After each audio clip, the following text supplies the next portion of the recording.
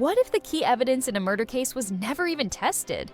In the Karen Reed trial, shocking testimony just dropped, and it could blow a hole through the prosecution's case.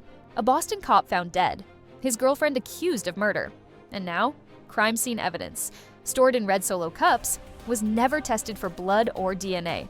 You heard that right. Karen Reed is on trial for the 2022 death of Boston police officer John O'Keefe. Prosecutors say she backed her Lexus SUV into him during a snowstorm, then left him to die. But Reed says she's innocent, and her legal team claims this whole case is a cover-up.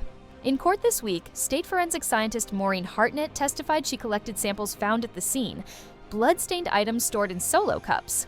But here's the twist. None of those samples were tested. Not for blood, not for DNA, nothing.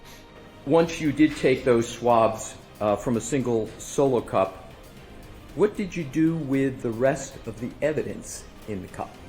That evidence was left with the Canton PD.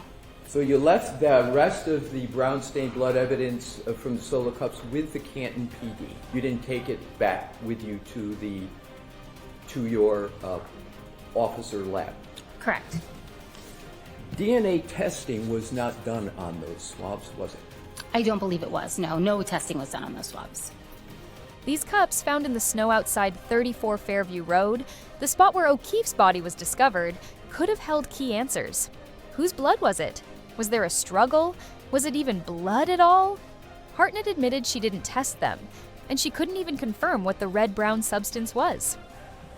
So as we all sit here today, there has been no confirmation of whose blood those swabs relate to, correct? At this time, those were not tested for blood at all, so I couldn't confirm that they were blood, and no additional testing was done. That is correct. Let's pause for a quick break. This case is complex. Your legal matters don't have to be. Whether you're starting a business, writing your first will, or just need to make sure your legal bases are covered, LegalZoom makes it easy to get expert help without the high lawyer fees.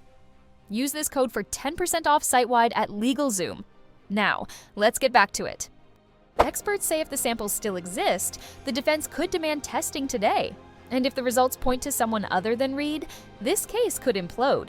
And it doesn't stop there. Investigators reportedly used grocery bags to store evidence. A leaf blower was allegedly used instead of proper tools. And one officer even went home to grab it, while the real equipment sat untouched at the station.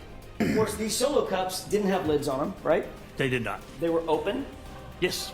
You didn't photograph where you picked up the samples. No. You didn't document where you picked up the samples. No. So if the samples were in how many Solo cups were there? 6. 6 Solo cups. We don't know as we sit here where each of those Solo cups contents came from specifically, do we? Specifically, no. Okay. Then those Solo cups with no lids were placed into a bag, right? That's correct. You said on direct examination that this was a brown paper bag, right? It is. Stop and Shop, I believe.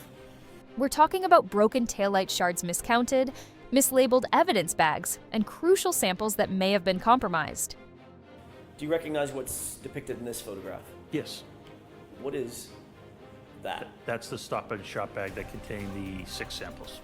Do you see the rag in that photograph as well?